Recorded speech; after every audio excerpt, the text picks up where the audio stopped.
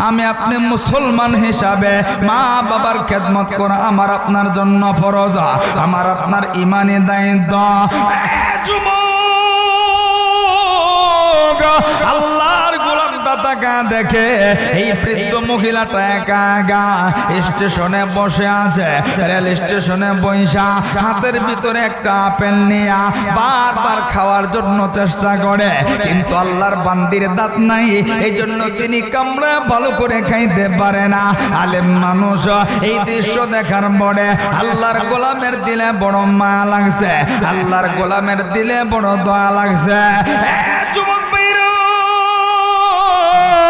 আল্লাহর গোলাম ডাক দিয়া কইমা গো, আপনি আপেলটা আমার হাতে উঠায় দেন, আপনি আপনার আবাক আপনি আমি আপনাকে খাওয়ার উপযুক্ত করে দিয়েছে। এবার বৃদ্ধা মহিলাটা হাতের আপেলটা আলেমের হাতে উঠায় দিয়েছে। হুজুর মানুষ আপেলটা নিয়া ছোট্ট একটা ছুরি দিয়া কুচি কুচি কইরা কাইটা ওই বৃদ্ধা মহিলার কাছে যখন উঠায় দিল, বৃদ্ধা মহিলাটা খা আর জোর জোর কইরা চোখের পানি ফালা কান্দে। ওই বৃদ্ধা মহিলাটা খা আর চোখের পানি ফালা ফালা কান্দে। এমন সময় আলেম মানুষ ডাক দেয়া কইমা গো, আপনি কান্দেন কেন? আপনার কান্নার কারণটাকে আমি একটু জানবার যাই, আমি একটু শুনবার যাই।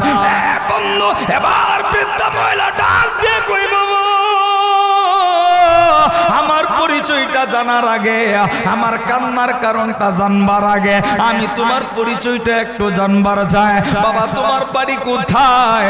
বাবা তোমার ঘর কোথায়? আমি তোমার কাছে একটু জানবার চাই, তোমার বাড়ি ঘরের ঠিকানা। এবার আল্লাহর গোলাম আলেম মানুষ ডাক দেয়া কইমা গো, আমার বাড়ি হইল বাংলাদেশে, আমি একজন বাংলাদেশের মানুষ, আমি মুসলমান ধর্মের মানুষ, আমি একজন মুসলমান, আমি একজন আলেম মানুষ, দিন ধর্ম প্রচার করার জন্য, আল্লাহর কোরআন প্রচার করার জন্য আমেরিকার মাটিতে আমি আইছি। বন্ধু, এবার বৃদ্ধা মহিলা ডাক দেয়া বাবাজি, আজ 10টা বছর হয়ে গেছে তুমি আমারে যে আপ্যায়ন করলা, যেই ভালোবাসা দেখাইলা, 10 বছর ধরে এমন ভালোবাসা আমি পাই না। এইভাবে কেউ আমারে আদর যত্ন করে না, শুধু পাই না আমার সন্তানরা পর্যন্ত আমারে এইভাবে মায়া করে না গো। এ সন্তান তোমার বাড়ি বাংলাদেশে, তুমি কোন ধর্মের মানুষ? বলে মা গো আমি মুসলমান ধর্মের মানুষ। বলেন আল্লাহু আকবার, জোরে বলেন আল্লাহু আকবার। মানুষের খেদমত করা দরকার আছে না নাই? আমগর দিকে তো নাই। হ্যাঁ, বুড়া মানুষ যদি শাস্ত্রলে ডাক দিয়া কই বাবা এক গ্লাস পানি আইনা দেও তো, যুবক ফুলাবানে ঠেড়া মারে। এখন আর মুরব্বির মূল্য নাই, কথা কয় না?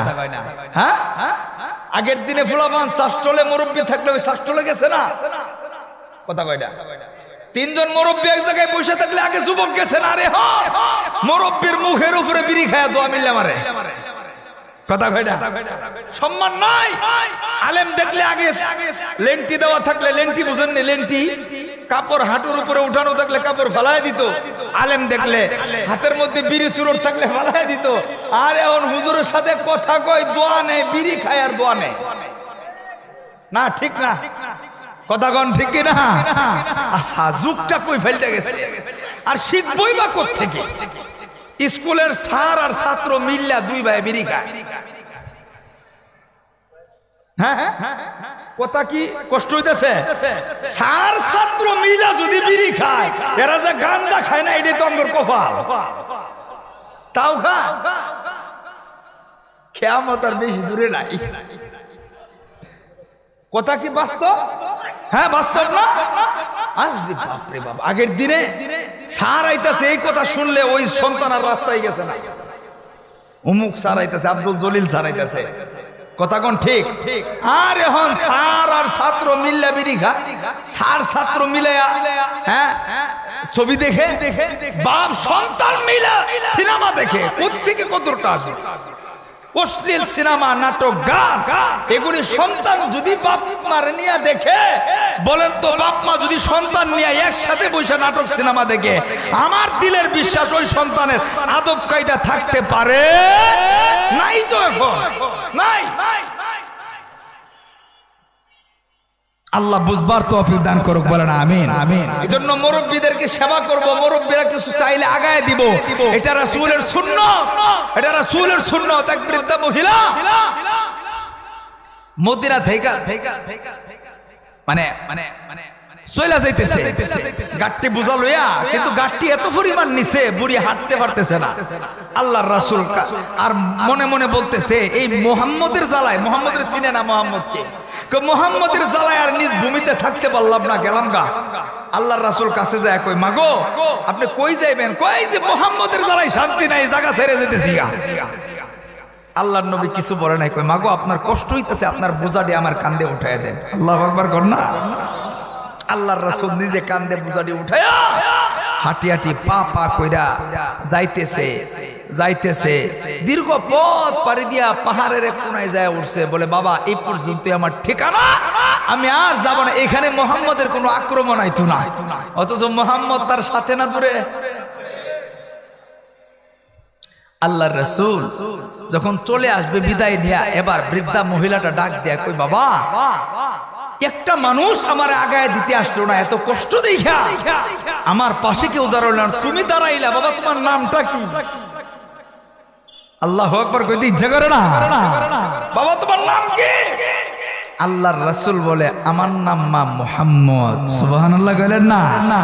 যখন এই কথা শুনছে মহিলা একদম থকা, তোমার নাম মুহাম্মদ, তুমি এত ভালো মানুষ, কিন্তু এই ভূমির মানুষ তো বলছে মুহাম্মদের চাইতে খারাপ কেউ নাই, কিন্তু আমি দেখা না দেখা বিশ্বাস করছিলাম, আজকে দেখা যেটা বিশ্বাস করলাম মুহাম্মদের চাইতে ভালো মানুষ আরবের মাটিতে নাই, সুতরাং তুমি আমারে কালেমাটা পড়ায় দাও। আল্লাহর রাসূল বলেন লা ইলাহা ইল্লাল্লাহ মুহাম্মাদুর রাসূলুল্লাহ। মহিলা কালেমা পড়ার সঙ্গে সঙ্গে মুসলমান হয়ে গেছে। আর আমার আপনার ব্যবহার দেখে মুসলমানের মতো দূরের কথা, কই মুসলমানের দোকানে যাওয়া যাইতো না, আছে না? স্বর্ণ বানায় না মুসলমানের দোকানে, মুসলমান বাজার করে না মুসলমানের দোকানে, ওইটা বাটফা টুফিদারি রেখে বড় বাটফারি করে ডাহাতি করে। কথা কি ঠিক? 5 টাকার মালে 50 টাকা লাভ করে, এরকম দোকানদার আছে না? আছে না? আছে না? ঠকায় দেয়। মুহতারাম হাজিরিন, এবার আল্লাহর গোলাম ডাক দিয়া কই মাগো আমি মুসলমানের সন্তান, মুসলমান, আমার ধর্ম হইল ইসলাম, আমি কালেমা পড়া মুসলমান হইছি।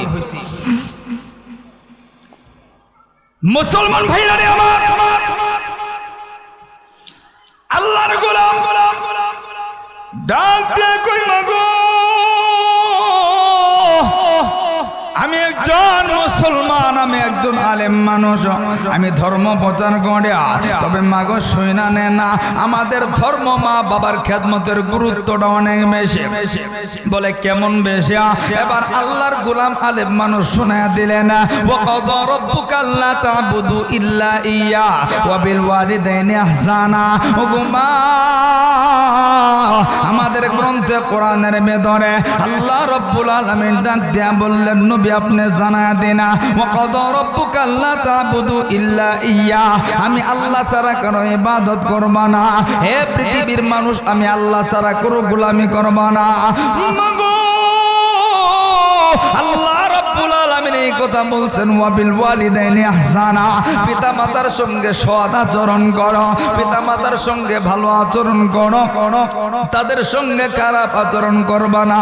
ওয়ালা তানহারহুমা, তাদেরকে ধমক দিবা না। ওয়া কুল লাহুমা কাওলান কারীমা, তাদের সাথে নম্রতাপূর্ণ কথা বলো, নম্রতাপূর্ণ আচরণ করো।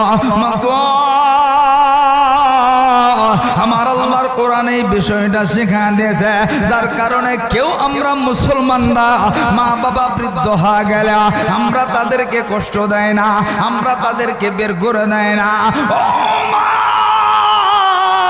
মা বাবা যত বয়স্ক হয়, সন্তান যদি বাড়ি থেকে বাহির হয়, মায়ের অনুমতি নেওয়া প্রবেশ করে, মায়ের অনুমতি নেওয়া বাহির হয়। মা খাবার খাওয়ার আগ পর্যন্ত সন্তানরা খায় না, বাবা খাবার খাওয়া পর্যন্ত সন্তানরা খায় না। এইভাবে আমরা মা বাবার খেদমত করি, মা বাবাকে সন্তুষ্ট রাখি, মা বাবার খেদমত আমরা করি। শুধু তাই না, আমাদের নবী বিশ্ব নবী, যিনি আমাদের আদর্শ, যিনি আমাদের আইডল, মুহাম্মাদুর রাসূলুল্লাহ, সবাই পড়েন সাল্লাল্লাহু আলাইহি ওয়াসাল্লাম। আল্লাহর নবী বলেন, যে মানুষটা মা বাবার খেদমত না করবে, ওই মানুষটা আল্লাহর রহমত থেকে বঞ্চিত থাকবে। আর যেই বান্দা বান্দি আল্লাহর রহমত থেকে বঞ্চিত থাকবে, ওই আল্লাহর বান্দা বান্দি আল্লাহর তোরে জান্নাতে প্রবেশ করতে পারবে না।